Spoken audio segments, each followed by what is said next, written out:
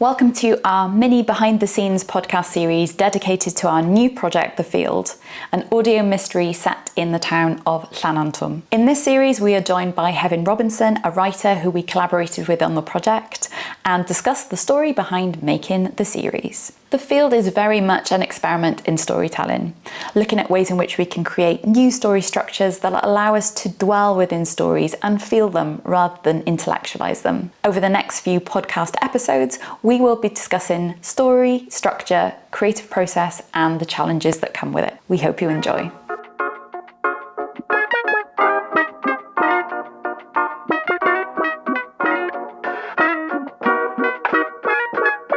I think that from my recollection of the piece, that I think when we went up to North Wales, maybe during or after the first script was written, maybe before, I can't remember exactly, but I don't think we decided on quite where in Wales the town was and the village. And we went to North Wales, we went climbing for a weekend, and we went to Llanberis, and while the town existed, it didn't have like the bones, it didn't have the meat on it as such.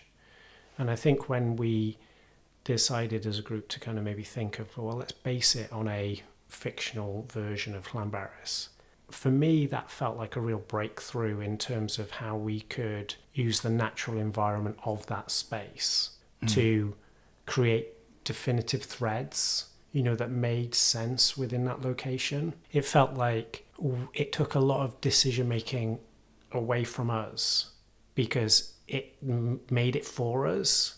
And I guess obviously not obviously, but I have a very specific view of Llanberis being a rock climber and going climbing and going walking in those hills. It still very quickly allowed you to go, okay, so where could this be?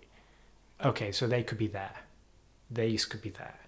And I don't know how you guys felt about that, but for me that felt like that was the first time where I was, as well as that central character glue throughout the piece, the location for me is everything.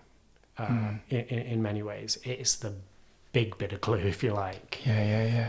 I think that was one of the things when I first came on board. I think that we identified was really important, because if the plot is entirely randomized and you're getting it in any order, then actually the plot isn't that important, and it's very much more about the world and the characters probably, and then the feel, the atmosphere, and so that world, I think, building was a big part of the first kind of stage of the process, wasn't it? I think we drew a map of it.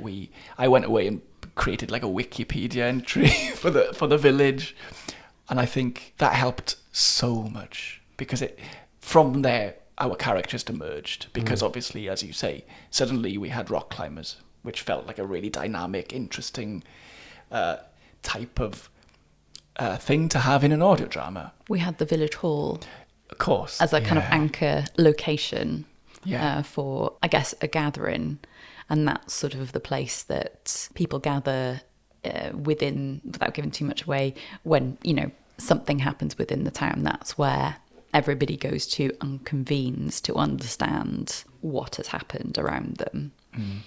We have... Well, I mean, you could argue that the biggest character in the entire piece is the lake. Yeah, absolutely. If you think the lake is present probably through most threads, it's either mentioned or people congregate around. So just as in Llanberis during the summer, it is one of the major activities or focal points of that town. The kids go and play, you can walk around it, you can run around it, you can cycle around it, and within reason, within the context of our version of the space, you can kind of see the lake from anywhere you are.